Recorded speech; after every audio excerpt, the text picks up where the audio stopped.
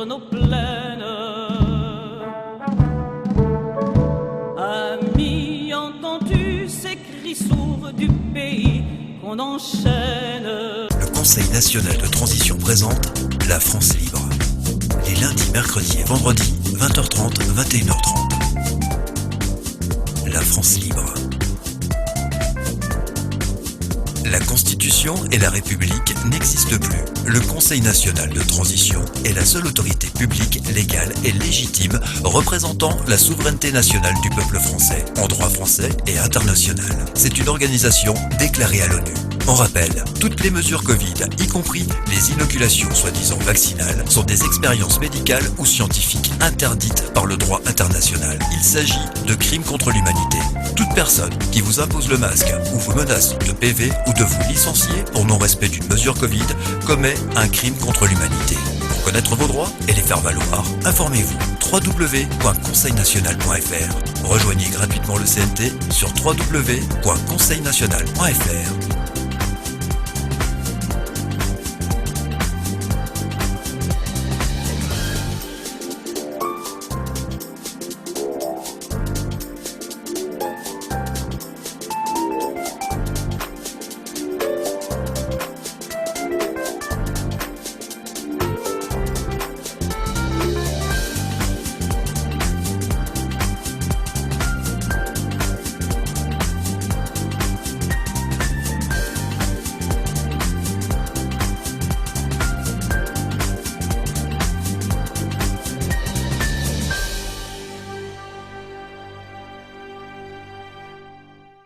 Nous ne sommes pas radicalisés, nous ne sommes pas violents, nous ne sommes pas une secte ni un parti politique, mais un mouvement citoyen œuvrant à la restitution des droits de l'homme et pour plus de liberté. Nous sommes le Conseil national de transition et nous vous souhaitons la bienvenue dans la France libre. Tout de suite, l'actualité avec Philippe et Bruno. Bonsoir.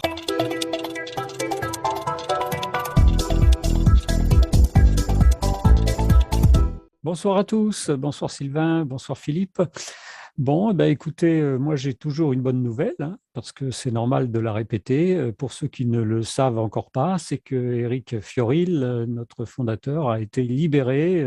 Ça fait maintenant 5 jours, depuis jeudi dernier, que Éric Fiorile est libre.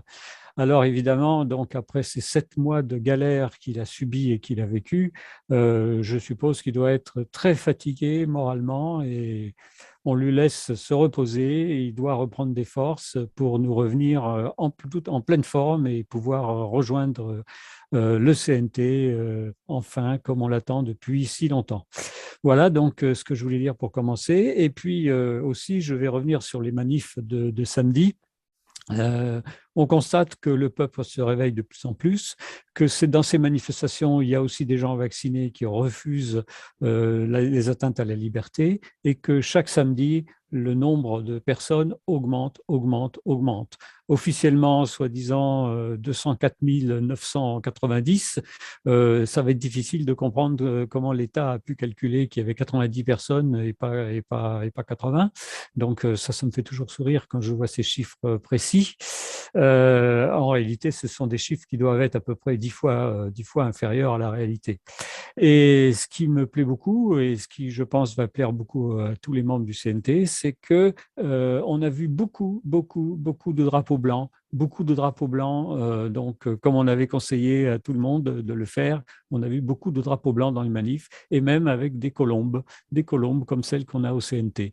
Donc, bravo à tous, parce que à partir de là, les forces de l'ordre comprennent qu'on est vraiment pacifique. Voilà donc ce que je voulais dire pour commencer. Je te passe la parole, Sylvain. Merci Bruno. Ils ont été 156 les députés à voter la vaccination obligatoire et puis sinon pour l'information, on va la partager en images.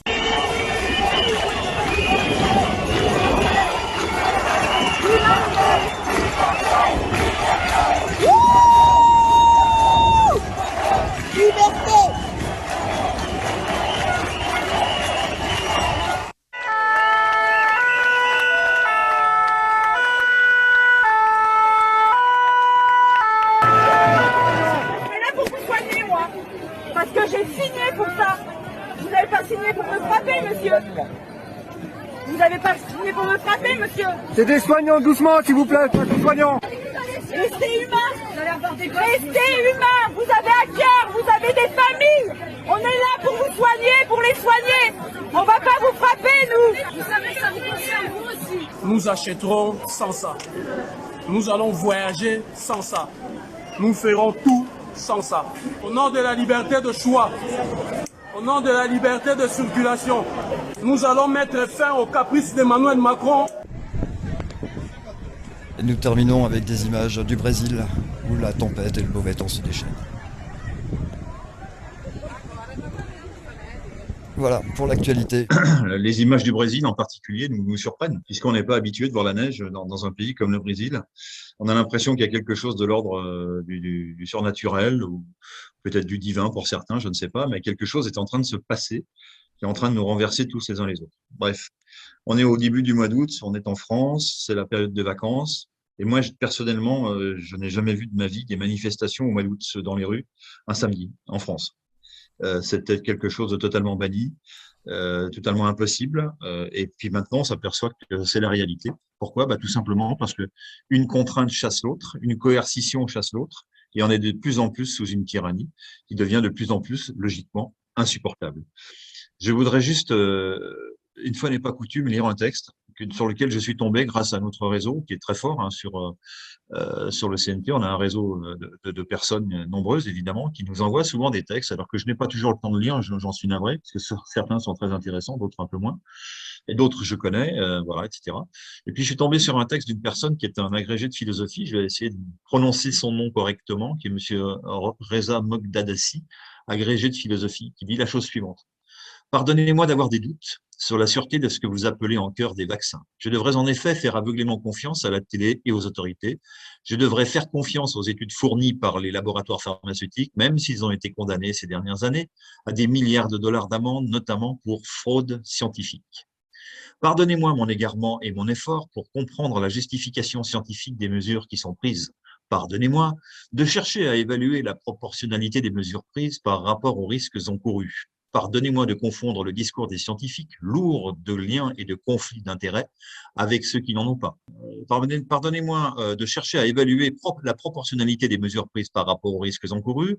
Pardonnez-moi de confronter le discours des scientifiques, lourd de liens et de conflits, je l'ai dit également. Pardonnez-moi de chercher à comprendre la nature des controverses scientifiques plutôt que de me ranger dans la dictature d'une pensée autorisée, arrogante et partiale.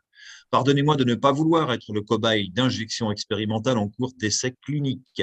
Pardonnez-moi d'oser regarder les chiffres officiels, pourtant largement sous-évalués, des morts et des effets indésirables graves liés aux différents vaccins en cours, au lieu de laisser cela aux experts, ou bien de reconnaître simplement que tous ces événements ne sont que des coïncidences sans lien de causalité établi. Pardonnez-moi d'exister.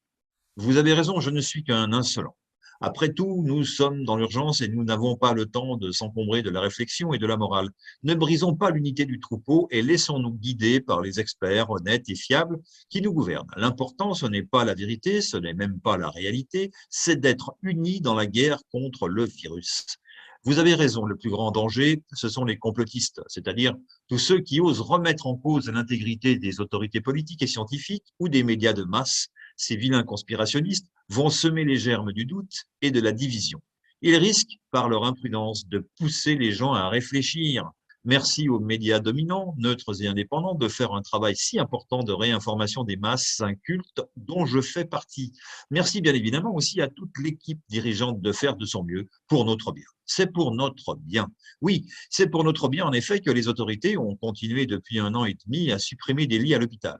C'est pour notre bien qu'ils nous ont imposé le port du masque à l'extérieur sans aucun fondement scientifique. C'est pour notre bien que le pouvoir exécutif a créé un conseil de défense totalement secret pour 50 ans, avec une haute autorité de santé composée d'acteurs en conflit d'intérêts. C'est pour notre bien qu'il piétine les libertés les plus fondamentales et scinde à présent le peuple en deux, avec 2 régimes de droit.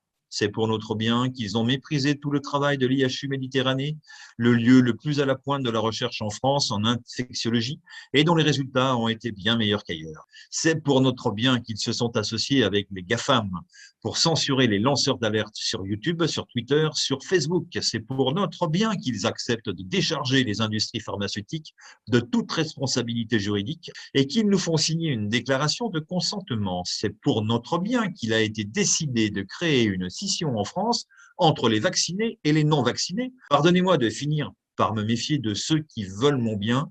Je suis trop bête pour comprendre qu'on ne connaît pas exactement l'intégralité de la composition des vaccins au nom du secret industriel.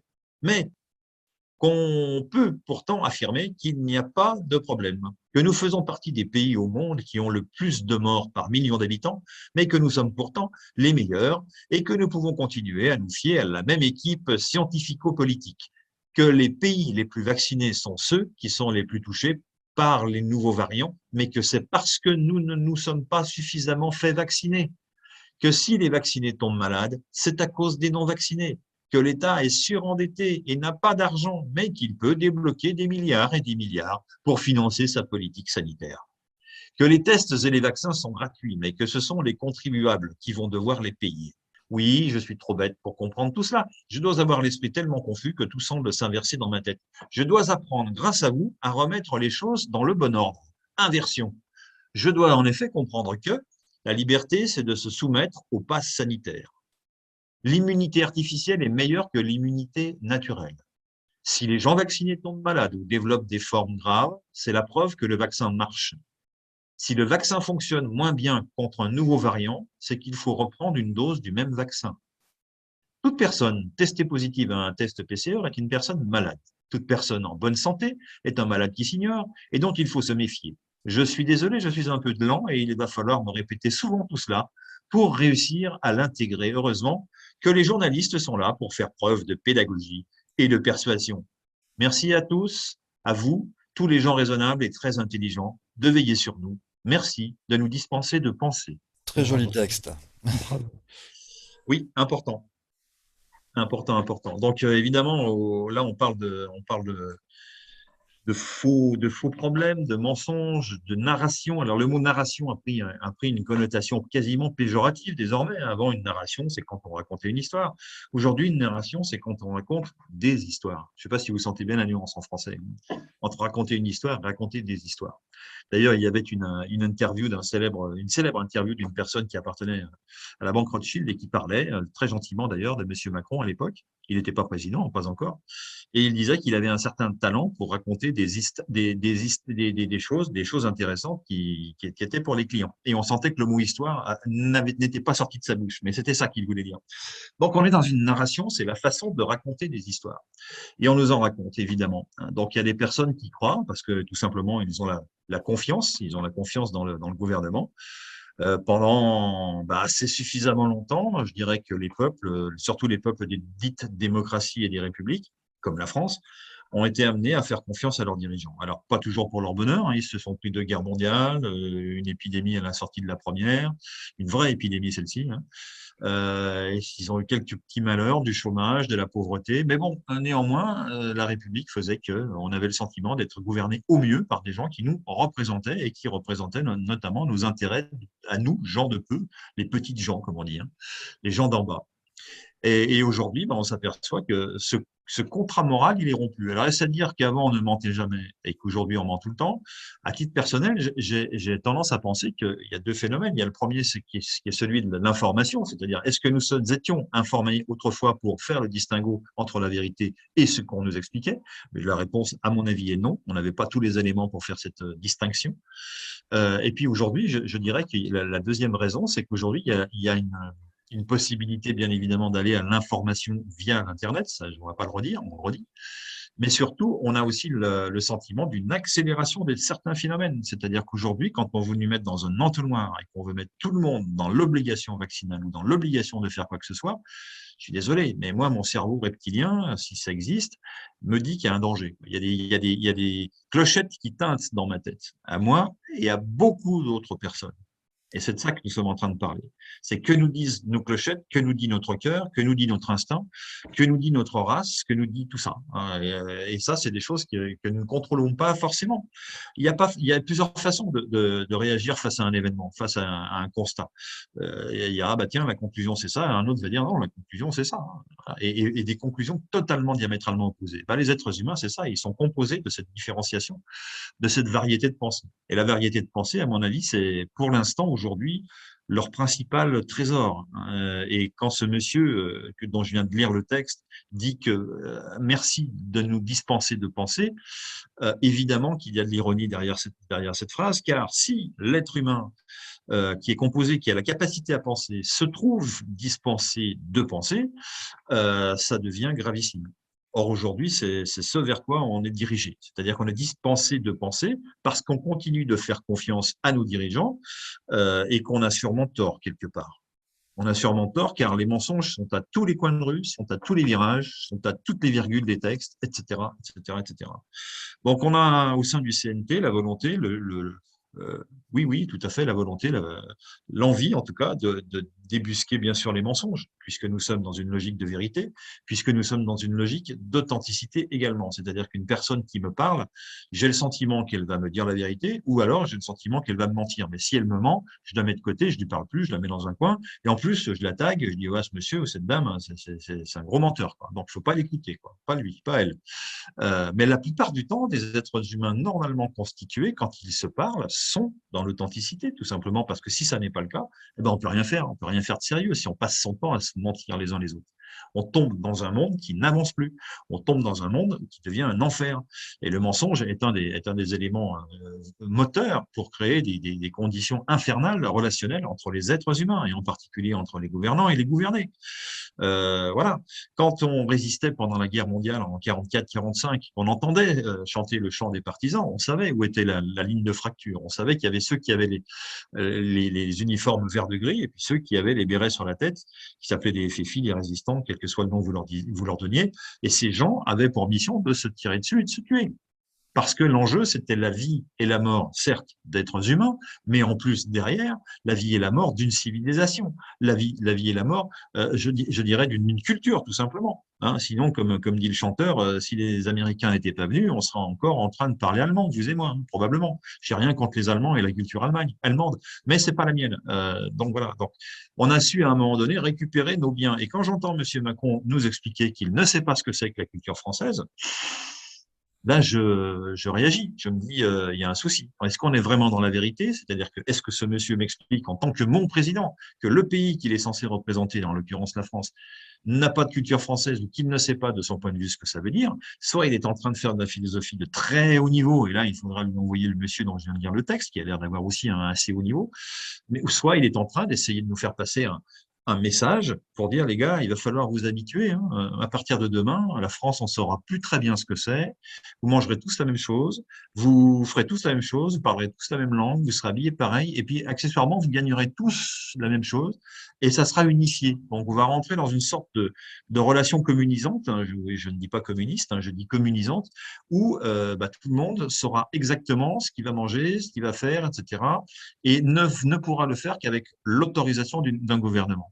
Et ça, ce sont des profils de gouvernement dont on a déjà entendu parler, soit dans des fictions, tout simplement, dans des ouvrages, soit dans des films qui nous racontent très bien vers quoi tout ça nous mène, c'est-à-dire vers l'extinction de l'humanité en tant que capacité à penser, capacité à créer, capacité à être heureux, capacité à faire du progrès, technique ou autre, et tout ça va être coupé, fini, c'est la fin. C'est la fin, on tire le rideau, comme à la fin d'une pièce de théâtre, pour en ouvrir une autre, et c'est à nous de savoir si nous avons envie de jouer dans cette nouvelle pièce de théâtre ou si nous avons envie de créer notre propre pièce de théâtre que nous appellerons notre propre paradigme. Alors, c'est exactement ce que fait le CNP. Il crée son propre paradigme et il dit, voilà ce qu'on vous propose. Bon, on vous propose un futur un peu communisant où on ne sait plus très bien si on sera encore des êtres humains.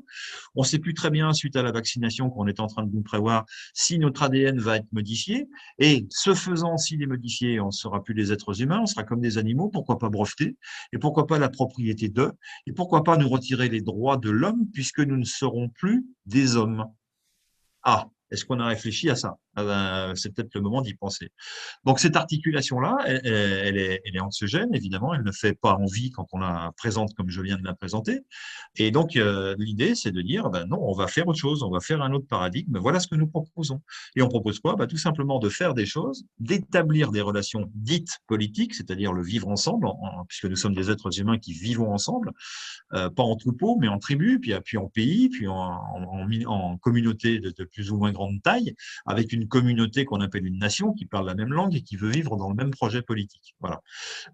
Après, les autres, ce sont des voisins, ce sont d'autres pays étrangers qui ont leur propre culture, qui ont leurs propres envies, qui vont voter ou souhaitent faire des choix qui seront différents des nôtres. C'est tout à fait possible. Nous, ce qu'on veut, c'est pouvoir faire des choix à nous.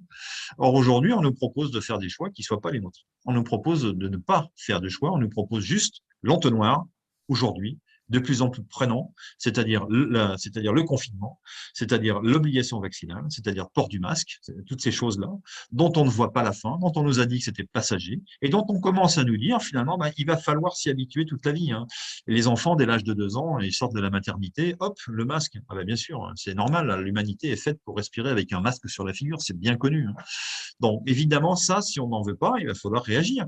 Donc, comment peut-on faire quand on n'a pas les armes, quand on s'est fait avoir, quand on a remis sa sécurité à notre bourreau, entre les mains de notre bourreau, qu'est-ce qu'on peut faire? Qu'est-ce qu'on peut faire de plus? On appelait, je ne sais pas, on appelait à l'univers, on appelait à la postérité, on appelait à plein de choses, mais il faut réagir.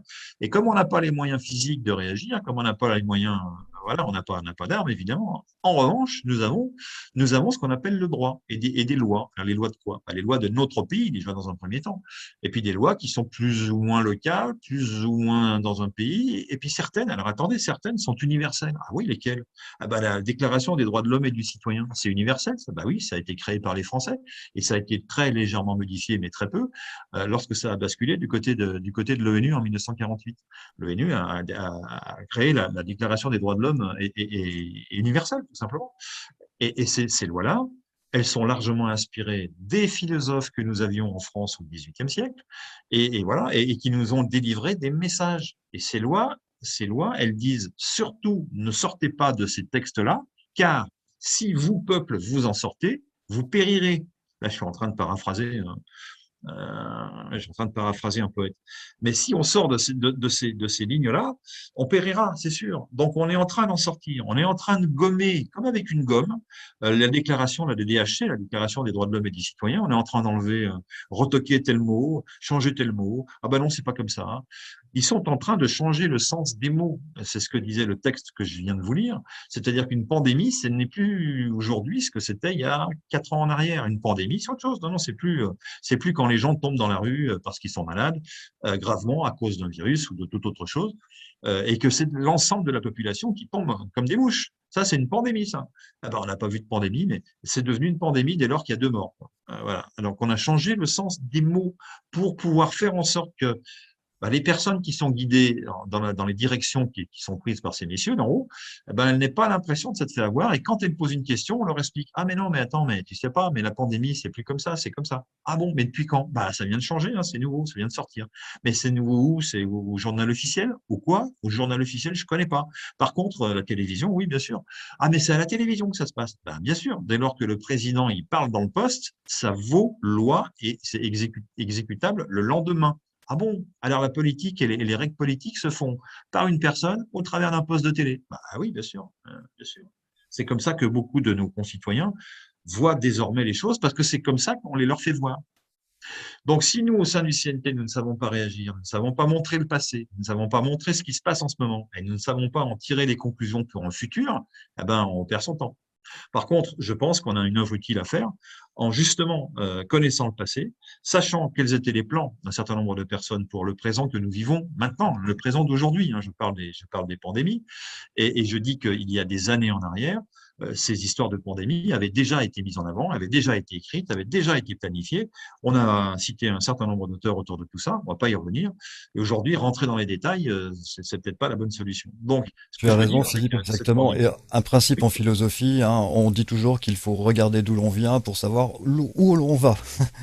Je te coupe un Absolument. instant, on va lancer le Absolument. sujet. Si tu as d'autres choses à lancer, c'est le moment. Oui, Ouais, on va lancer le sujet d'aujourd'hui et puis juste après, allez. on parlera du Conseil national de transition. Le lundi Ça soir marche. à 20h30, le Conseil national de transition présente La France libre. Des discussions, des rubriques, de l'information. Selon l'article 312 alinéa 10 du Code pénal, le chantage est le fait d'obtenir, en menaçant, de révéler ou d'imputer des faits de nature à porter atteinte à l'honneur ou à la considération. Un chantage est l'action d'extorquer de l'argent ou tout autre avantage par la menace. La méthodologie pour contraindre une population à accepter un pass sanitaire se fait avec un chantage qui ne dit pas son nom. Chantage à la liberté, puisque son usage conditionne l'accès à certains événements. Le chantage n'est pas une modalité de communication socialement acceptable. La vaccination serait-elle imposée pour son efficacité ou mise en place comme outil d'oppression ouvrant la porte à la violation de notre Constitution? Un projet de loi déposé le 21 décembre 2020 par le Premier ministre Castex prévoit de pérenniser l'état d'urgence sanitaire. Cela signifie que le gouvernement instaure un régime pérenne d'urgence sanitaire. Dans ce régime d'urgence sanitaire, le Premier ministre pourra interdire l'accès aux moyens de transport,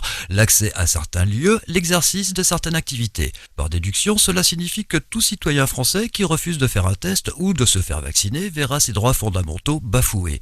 Il sera discriminé et considéré comme un citoyen avec des droits restreints. Bref, un paria de la société.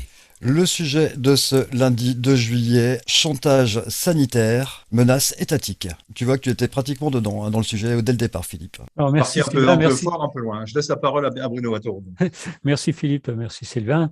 Je vais compléter tout ce que tu as dit en revenant sur tout ce que Éric Fioril a pu écrire dans la démosophie quand il a parlé donc d'un système qui, au niveau mondial, qui essaye de créer le chaos pour que les populations soient contrôlées. Le premier qui a essayé de faire ça, et qui est arrivé en partie, mais pendant un certain nombre d'années seulement, c'est Goebbels, le ministre de la propagande d'Hitler, qui, d'un côté, semait un petit peu le chaos, avec même certains massacres entre eux, hein, c'est-à-dire à l'intérieur même du parti nazi, il y avait des massacres entre eux, hein, le massacre des SA, etc., par les SS, et puis aussi par la propagande, en répétant la même chose des milliers de fois, comme il a dit lui-même. Un mensonge répété des milliers de fois devient une vérité.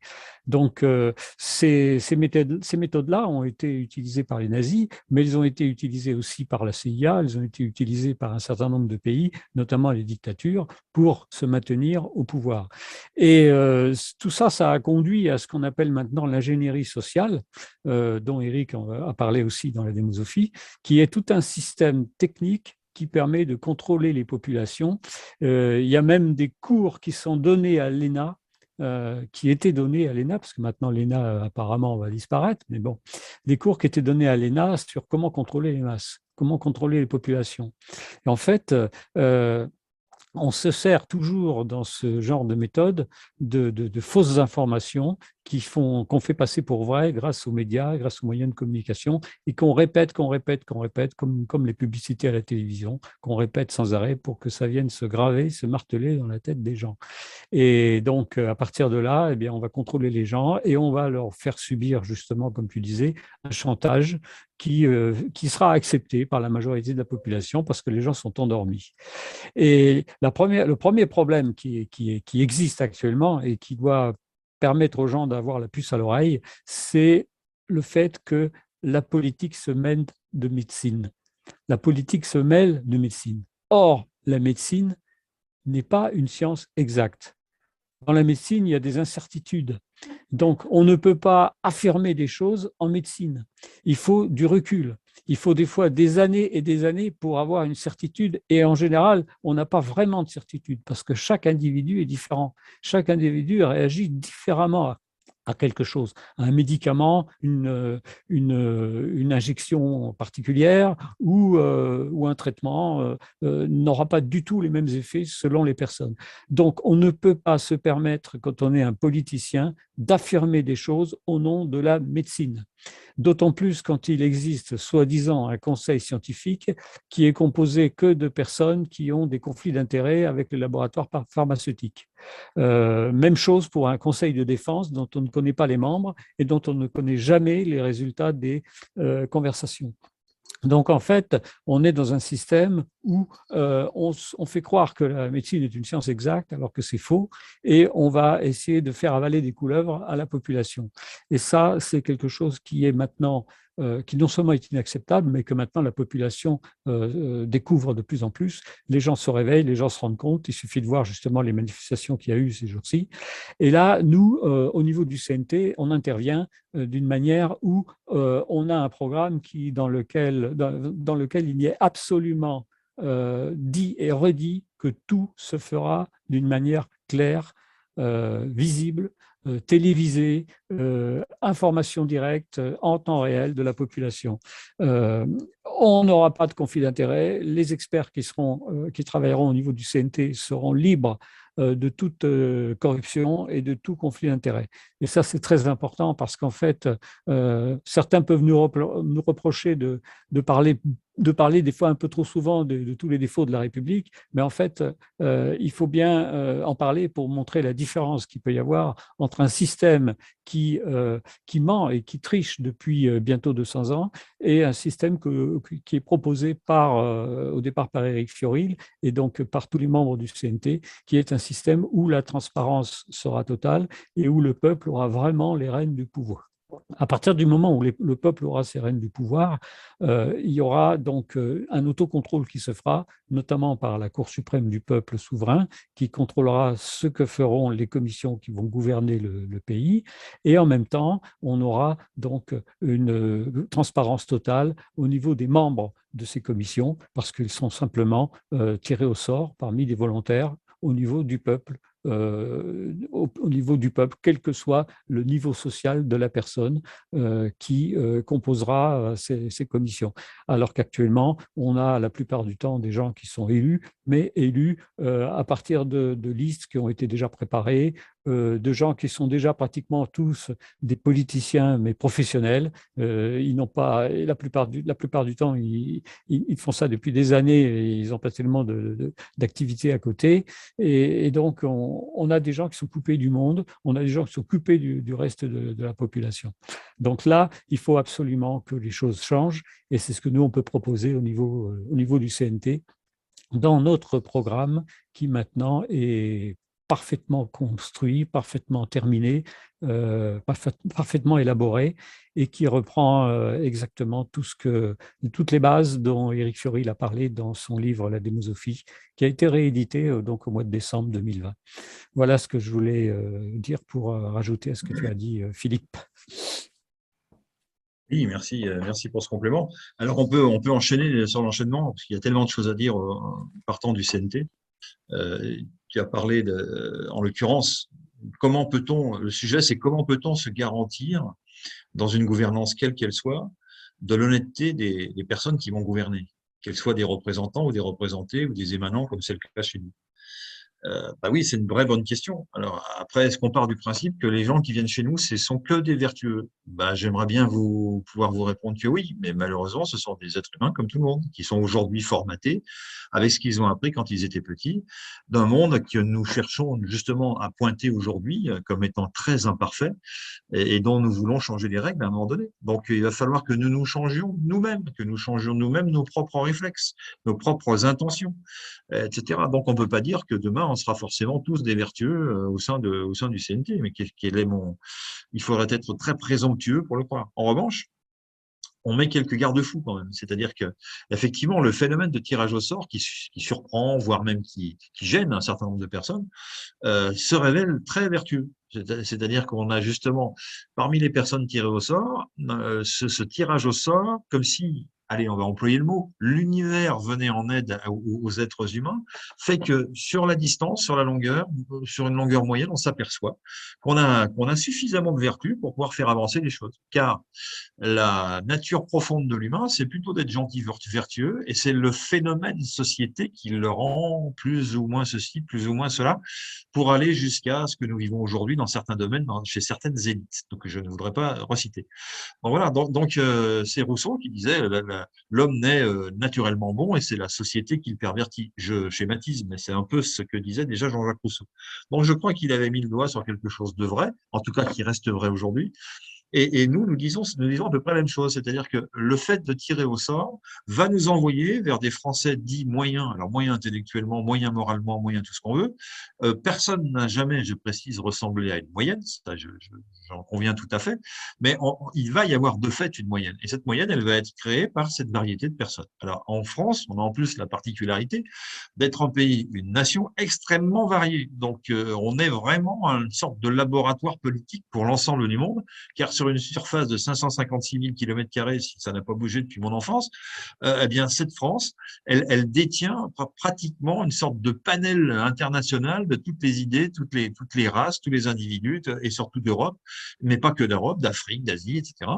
Et c'est un pays très représentatif du genre humain. J'ai envie de dire ça comme ça. Alors, c'est pas pour faire cocorico que je dis ça. C'est juste pour se dire, ici, en France, il ne serait pas étonnant que nous soyons dans une sorte de laboratoire. Alors, c'est étonnant aussi parce que quand j'y réfléchis, ce laboratoire qui est un laboratoire de ce qu'il faut faire pour être heureux ensemble demain, ça c'est ce que nous voulons faire au CNT, eh bien il est confronté à un autre laboratoire qui est celui de l'obligation vaccinale à tous les étages, à tous les niveaux, à tous les âges. Et ça, on est un des seuls pays dans le monde à avoir cette contrainte-là, cette coercition à ce niveau. Est-ce qu'il y a un lien entre les deux phénomènes ? J'ai tendance à penser que oui. C'est-à-dire que ce peuple naturellement français, qui n'est pas une race encore une fois, mais qui est un mélange, eh bien, ce peuple-là, avec son histoire, avec un grand H, ce qu'il a connu par le passé, ses capacités à raisonner avec les grands philosophes, avec les grands penseurs, avec les grands artistes, fait que, à un moment donné, il est mieux orienté que n'importe quelle autre nation, n'importe quel autre peuple, pour faire en sorte de changer les choses, tout simplement. Donc, c'est la raison pour laquelle, au sein du CNT, Éric Fiory l'avait bien dit, il avait dit, je reprends ces termes, qu'il avait réuni un certain nombre, à une époque, dans les années 2000, il a réuni un certain nombre de dissidents, il faut bien les appeler comme ça, répartis un peu partout sur la planète, qu'ils s'étaient réunis à un endroit, peu importe lequel, qu'ils avaient discuté ensemble et qu'ils en étaient arrivés à la conclusion que le pays le mieux placé pour défendre l'ensemble des habitants de la planète dans le cadre d'un plan mortifère dont nous sommes en train de vivre, je dirais, les derniers moments, eh bien, c'était la France. Parce que les droits de l'homme, certes, parce que ces droits de l'homme étaient un aboutissement d'une pensée, certes, et que c'était aussi un tremplin pour faire autrement. Voilà. Et que ce tremplin, il n'a pas été utilisé. Ce tremplin, il a été remplacé par autre chose de totalement pervers. Aujourd'hui, on est dans une 5e République écroulée. Aujourd'hui, on est gouverné par des gens qui sont illégitimes du fait de l'écroulement de la République. Ces gens illégitimes nous donnent des lois qui sont toutes plus illégitimes les unes que les autres, mais qui les arrangent uniquement eux et qui ne tiennent plus compte du bien-être de l'ensemble de la population et du bien commun. Donc voilà le cercle vicieux dans lequel nous sommes rentrés d'un côté, et parallèlement, donc avec cette France composée de gens encore un petit peu combatifs, encore un petit peu éveillés, suffisamment pour bouger, et qui est en train de faire avancer les choses difficilement, mais qui est en train de vouloir les faire changer. Donc le paradigme dans lequel nous nous dirigeons, c'est ce fameux CNT. Donc le CNT, je reviens rapidement sur ce que c'est qu'un CNT. Un CNT, un Conseil national de transition, je rappelle quand même à toutes fins utiles de quoi il s'agit. C'est quelque chose qui date d'avant la France, c'est quelque chose qui a été mis au point par l'ONU, qui se base sur le droit des peuples à disposer d'eux-mêmes.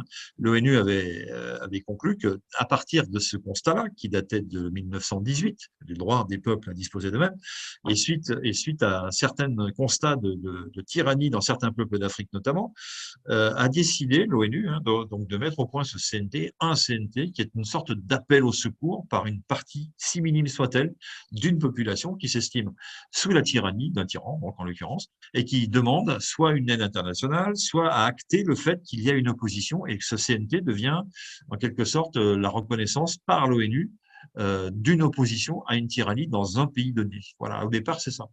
Et après, c'est devenu un outil juridique par lequel, justement, on peut déclarer que nous, peuple de France, eh bien, on se sent martyrisé. Et en 2015, peu de gens avaient la vision de ce qui se passerait maintenant, sauf Éric Furil et quelques autres qui avaient effectivement tous les éléments en main pour savoir que les choses allaient se dérouler exactement comme elles se sont déroulées.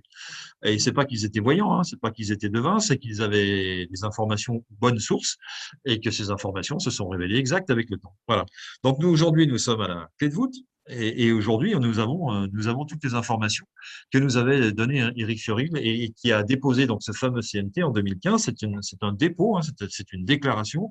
Nous avons créé un CNT tel jour, telle heure, à tel endroit. Paf. Et ça c'est parti en lettres recommandées à l'ONU. C'est parti en lettres recommandées vers, je crois que c'est une vingtaine d'autres pays dans les ambassades de différents pays. Pour information, c'est tout. Il a posé une pierre. Vous savez, quand un entrepreneur de travaux publics vient pour construire une maison, vous vous plaignez parce que les travaux n'ont pas commencé. Ça prend du retard. Et puis, vous voyez arriver un maçon. Et qu'est-ce qu'il fait, le maçon?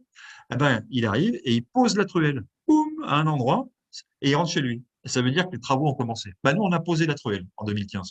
Je ne sais pas si je me fais bien comprendre. On a posé cette truelle en 2015 et aujourd'hui, on est en train de construire la maison. Et on est en train de construire le paradigme. On est en train de construire quelque chose d'absolument nouveau. Alors, le CNT, il est devenu quoi? Parce que chaque pays peut en faire à peu près ce qu'il veut. Hein. Il peut en faire une demande à l'étranger pour venir secourir un pays en désarroi, faire appel à des armées étrangères, etc.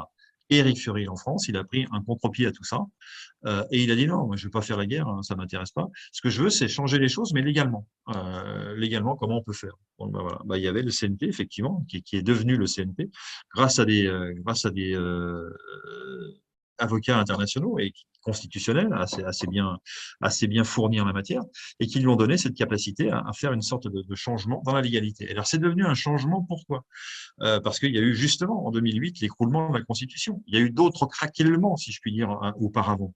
Mais là où ça a franchement craqué, c'est en 2008, lorsque la parole du peuple de France par le traité de Lisbonne a été contredite par ses représentants, donc par l'Assemblée nationale. Et que de ce fait, il y a eu explosion en vol. Hein, moi, je compare ça à une sorte d'explosion en vol.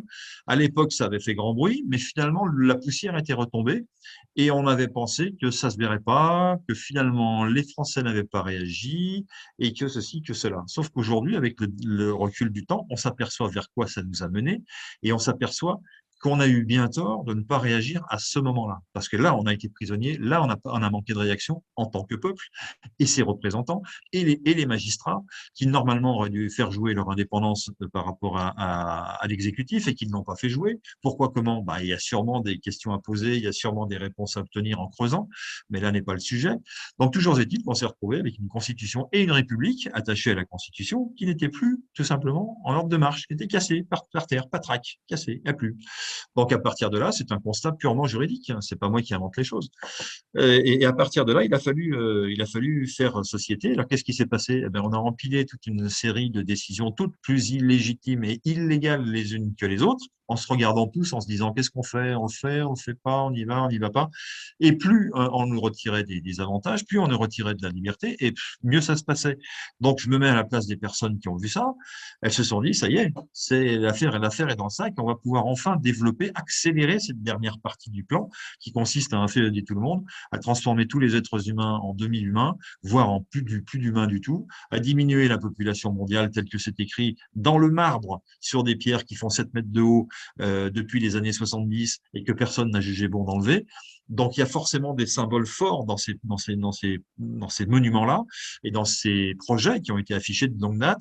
Aujourd'hui, si je puis m'exprimer ainsi, ça nous saute à la figure. Bon, il y a ceux qui les connaissaient d'avant, il y a ceux qui les découvrent maintenant et qui n'ont pas les moyens de faire les liens entre les différentes choses. Donc, nous, on fait des liens au sein du CNT. Hein. Donc, je continue sur la partie du CNT. Aujourd'hui, le CNT, c'est effectivement un changement de politique, c'est créer une transition. C'est-à-dire que nous ouvrons une coquille qui s'appelle CNT, à l'intérieur de laquelle nous trouvons un programme qui va durer pendant un certain temps, une transition de 2 à 3 ans. Et dans la foulée, nous créons une Cour suprême du peuple souverain qui a pour mission, justement, dans le cas de ce changement de paradigme, d'en assurer d'en assurer le bon fonctionnement et d'en assurer surtout que personne ne cherche à prendre, cherche à prendre le pouvoir à la place d'un autre, évidemment. Hein. Donc, il y a une sécurité. Cette sécurité, elle est garantie par une surveillance, cas par cas, loi par loi, sujet par sujet, de la part du peuple, et en tout cas d'une émanation du peuple, si ça n'est pas tout le peuple. Car nous ferons aussi, par ailleurs, appel à des référendums. Hein. Non, il n'y a pas de doute là-dessus, mais les référendums, on ne peut pas en faire 15 à la semaine, donc il y en aura peut-être 2 ou 3 pendant la période en question. Le reste du temps sera laissé à l'appréciation de la Cour suprême du peuple souverain de savoir s'il faut continuer dans cette direction, changer légèrement, changer beaucoup, modifier, parce qu'à l'usage, ça ne marche pas. Et on a le droit de s'être trompé dans un programme, hein, de dire ça ne marche pas, donc on va le changer. Mais il faudra, pour le changer, faire appel à la Cour suprême du peuple. C'est quoi la Cour suprême du peuple? C'est un noyau vide, une salle dans laquelle il n'y a personne, jusqu'à ce qu'on appelle, donc on appelle dans cette salle des personnes, des Français, des Françaises, des citoyens, entre 300 et 1000 personnes selon les cas, et qu'on va réunir pour traiter d'un sujet très particulier qui touche l'ensemble des Français au plus profond. Et que le gouvernement, représenté par un CNT en mode gouvernement, que le gouvernement n'arrive pas à traiter ou bute sur un certain nombre de sujets. Donc, il faut faire un appel au peuple, tout simplement. Donc, la Cour suprême du peuple souverain, c'est ça. Elle est là pour compléter l'information, elle est là pour résoudre des problèmes en consultant le peuple. Et en faisant en sorte qu'il soit non seulement consulté, mais qu'il soit formé, informé, et en faisant également en sorte qu'il soit détenteur, lui, le peuple, de la force armée. Et ça, c'est quelque chose d'extrêmement nouveau. Donc, la force armée, si elle est dépendante de la Cour suprême ou si elle est dépendante de l'exécutif, c'est pas la même chose. Aujourd'hui, la force armée est dépendante de l'exécutif dans la logique républicaine actuelle. Demain, non. Dans le nouveau paradigme, ce sera les gens du peuple qui tiendront l'armée. Alors, vous allez me dire, il y a des sujets par rapport à l'armée, la défense nationale, comment ça marche, etc. Bon, voilà. Je pense que l'armée n'a pas vocation à faire de la police en France. C'est autre chose que la police. Par contre, par rapport à tout ce qui se passe à l'international, oui, le peuple, il a son mot à dire pour dire, voilà la mission qu'on aimerait voir confiée à nos forces de défense, qui ne devraient être que des forces de défense et pas forcément des forces d'attaque dans des pays où les gens se battent avec des armes rudimentaires contre des armes sophistiquées occidentales. Bon, bref. Donc voilà, là, le peuple aura son mot à dire également dans la conduite de la guerre à l'extérieur de nos frontières. Voilà, donc j'ai décrit tout ce qu'il y avait à décrire, le CNT, le fameux programme. Alors ce programme, on a dit qu'on en parlerait et on en parlera, rassurez-vous. Il est disponible, il dit beaucoup de choses. Parfois des choses qui font polémique. Je pense notamment à la question du revenu universel inconditionnel, qui fait souvent polémique. Et là, j'inviterai à nouveau Bruno de bien vouloir nous en reparler, de bien vouloir reposer les questions, de bien vouloir remettre les points sur les i bien boulonnés, parce qu'on a beaucoup de malentendus autour de ça. Et c'est vrai que c'est un sujet qui touche à l'argent, qui touche au revenu personnel, qui touche à la base de notre survie sur cette planète. Donc, il est important qu'on mette les choses au point là-dessus. Alors, on les a déjà mises, mais on les remettra, puisque les choses avancent et qu'on a de plus en plus d'auditeurs nouveaux, et qu'il s'agit de les tenir au courant de ce que nous avons déjà dit avant. Voilà, donc ça c'est pour la partie programme, et puis pour la partie du temps, on a dit, hein, c'est 2-3 ans. Ça fait partie de ce qui nous garantit également le succès de l'opération, c'est-à-dire que si on établit dans le temps une sorte de confort à des gens qui font politique, quoi qu'on en dise, eh bien ils peuvent être tentés soit par des corruptions, soit par une paresse, soit par ce qu'on veut. Mais si on bute toute l'opération sur 2-3 ans maximum, eh bien on va se garantir qu'on aura affaire à des gens totalement dynamiques, totalement concernés également, hein, qui auront fait le choix d'être volontaires pour monter dans ces gouvernances, etc., etc. Donc, on est sur un programme très précis qui va changer les choses très rapidement en France, et pas qu'en France. On est sur une durée contenue de 2 à 3 ans. Voilà. Et on est sur le principe du tirage au sort, pas forcément pour tous les cas dans les commissions de gouvernement, puisque dans les commissions de gouvernement, on sera sur 3 tiers de gens qui seront on va les appeler des philosophes, des spécialistes de la question et des gens tirés au sort. Donc, il y a un mélange des 3 qui fonctionne très bien, dont nous avons fait encore récemment l'expérience autour de commissions qui étaient en quelque sorte de laboratoire, si je puis m'exprimer ainsi, mais ça a très, très, très bien fonctionné, c'est-à-dire que ça prouve que des sachants travaillent avec des non-sachants en bonne intelligence et que les uns s'appuient sur les autres. Voilà. Et ça marche bien. Voilà, donc ça, c'est ce qu'on offre comme nouveau paradigme à l'ensemble de la population française. On veut pas en dire plus dans un premier temps parce que rentrer dans les détails, c'est toujours compliqué. Ça nous emmène un petit peu loin. Mais sachez qu'on travaille aux détails parce qu'on a besoin aussi de détails. Parce que si demain, nous devons être opérationnels, et j'espère bien que ce sera le cas, que les forces constituées, donc que ce soit l'armée, la gendarmerie, la police, les douaniers, voilà, ces forces-là, elles ont besoin de pouvoir s'appuyer sur un projet sérieux, quoi. On doit pouvoir leur donner matière à lire, matière à comprendre et matière à choisir. Donc ça a déjà été fait. Ils sont informés, ils le sont soit au goutte à goutte, soit par des opérations très précises, parce que c'est finalement assez compliqué de rentrer en relation avec les corps constitués, de façon non officielle en tout cas. Et voilà, et donc on va faire en sorte qu'elles soient de plus en plus informées de nos projets, de ce qu'on veut faire, de ce qu'on leur propose. Et ce qu'on propose, ça ne peut être qu'accepté par l'ensemble de la population française compte tenu du contexte actuel. Ça consiste déjà à revenir en arrière sur un certain nombre de décisions sanitaires, évidemment. Et pourquoi est-ce que la France serait le seul pays au monde dans lequel la coercition par rapport à ce sujet soit aussi forte? Déjà, faire une marche arrière immédiate, donc calmer le jeu en quelque sorte, réanalyser ensuite les motifs de ces agitations, aller chercher la nature des choses, par exemple, aller chercher l'existence d'un virus dont nous chantent les mérites et les dangers à longueur de journée, mais que personne n'a jamais isolé à partir d'un corps humain. J'entends récemment, ou je lis récemment, que les Russes, par exemple, ont fait la démonstration en autopsiant une personne morte du Covid-19, qu'ils n'ont pas trouvé de Covid-19, qu'ils n'ont rien trouvé du tout. Donc, ce sont peut-être des pistes à creuser pour se dire, on nous a fait une narration, vous vous souvenez, hein, du mot narration, qui était peut-être pas une histoire, mais qui était peut-être des histoires. Et on en revient à ce genre de mots. Donc, voilà. Oui, Bruno, tu veux intervenir? Tout à fait. Je voulais juste dire par rapport à ce que tu as dit. Dans cette émission, on a eu deux parties. La première partie, on a parlé des problèmes qu'on vit actuellement du chantage d'État, en fait, qu'on subit, que le peuple subit. Et dans la deuxième partie, on a parlé du fait que nous, au niveau du CNT, on peut remédier à tout ça. Alors, comment on peut passer de l'un à l'autre? Je vais prendre l'exemple d'une personne qui subit un chantage de la part d'un escroc. Comment la personne peut réagir? Elle peut réagir par la violence, en allant tuer l'escroc. Le problème, c'est qu'à partir de là, l'escroc sera mort, mais la personne, elle va aller en prison. Donc, ce n'est pas la bonne solution. La bonne solution, c'est d'une part, comme tu l'as dit, le juridique, et d'autre part, de faire appel aux forces de l'ordre pour justement faire cesser ce chantage. Donc, c'est ce qu'on veut faire au niveau du CNT, c'est-à-dire qu'on veut agir dans la non-violence de manière pacifique. On ne veut pas créer une insurrection qui va tout casser. Non, ce qu'on veut, c'est que ce chantage s'arrête, donc que les coupables de ce chantage soient arrêtés par les forces de l'ordre. Et pour ça, il faut informer la population, il faut informer les forces de l'ordre et surtout éviter tout dégât matériel, éviter tout débordement de violence pour ne pas que les gens qui nous oppressent retournent cet argument contre nous.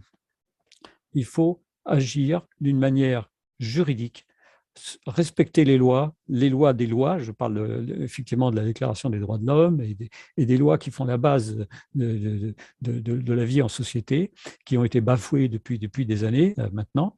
Et il faut faire intervenir non pas la population elle-même, mais des gens qui sont armés pour cela dans tous les sens du terme, c'est-à-dire l'armée, la police et la gendarmerie.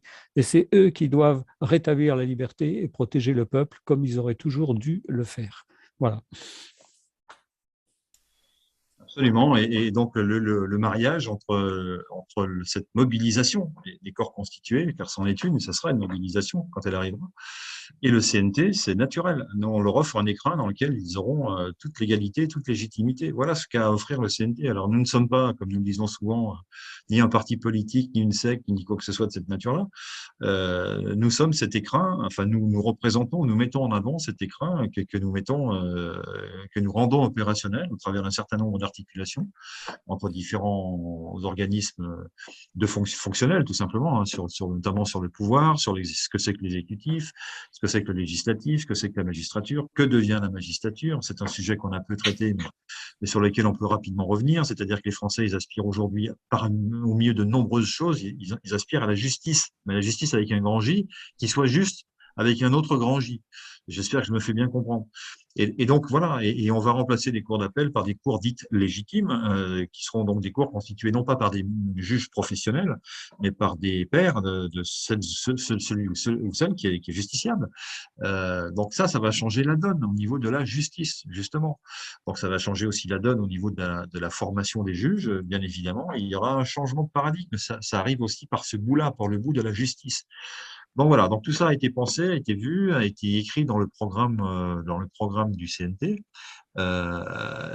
Et donc voilà, on avance, nous on avance toujours dans ces logiques-là. On nous demande souvent si on agit dans les rues, si on agit si on est représenté dans des manifestations, si on est audible ailleurs. Alors on est très difficilement audible ailleurs parce que justement tout est fait pour qu'on ne soit pas audible, tout est fait pour qu'on ne soit pas entendu, tout est fait pour que les chaînes qui veulent nous inviter soient menacées. C'est le cas, hein, je suis sérieux. Et donc, c'est la raison pour laquelle nous restons, en termes de connaissances, de notoriété, relativement confidentiels, trop sûrement. Mais nous allons essayer de changer les choses en disant que, on peut demain, s'il y a 2 millions de personnes dans la rue, on peut les aider. On peut les aider en criant auprès de la direction, auprès de ceux qui nous gouvernent ou de ceux qui nous surveillent, on va les appeler comme ça, les surveillants-chefs. On peut créer une sorte d'étincelle au travers de quelques slogans. Un slogan, c'est un mot, c'est 2 mots, c'est une petite phrase, qui vont effectivement secouer pas mal. Et y compris celles et ceux qui tiendront les banderoles et qui se poseront la question, mais pourquoi donc? Et on a toutes les réponses, évidemment. Donc voilà, on va s'attacher à ça dans les jours qui viennent, et on sait très bien que les semaines qui vont passer, qui vont arriver là maintenant, vont être décisives. Donc il est ultra important de dire les bons mots et de les adresser aux bonnes personnes. Je crois que c'est ça qui va se passer. Voilà ce que je voulais dire pour ma part. Très bien, merci Philippe, merci Bruno, et merci également à Marie qui nous a accompagnés ce soir. Notre prochain rendez-vous avec l'information, ce sera mercredi à 20h30, si d'ici là nous n'avons pas subi de censure, évidemment. Excellente soirée, rendez-vous mercredi 20h30. Le Conseil national de transition présente La France libre. Les lundis, mercredis et vendredis, 20h30, 21h30. La France libre. La Constitution et la République n'existent plus. Le Conseil national de transition est la seule autorité publique, légale et légitime représentant la souveraineté nationale du peuple français, en droit français et international. C'est une organisation déclarée à l'ONU. On rappelle, toutes les mesures Covid, y compris les inoculations soi-disant vaccinales, sont des expériences médicales ou scientifiques interdites par le droit international. Il s'agit de crimes contre l'humanité. Toute personne qui vous impose le masque ou vous menace de PV ou de vous licencier pour non-respect d'une mesure Covid commet un crime contre l'humanité. Pour connaître vos droits et les faire valoir, informez-vous www.conseilnational.fr. Rejoignez gratuitement le CNT sur www.conseilnational.fr.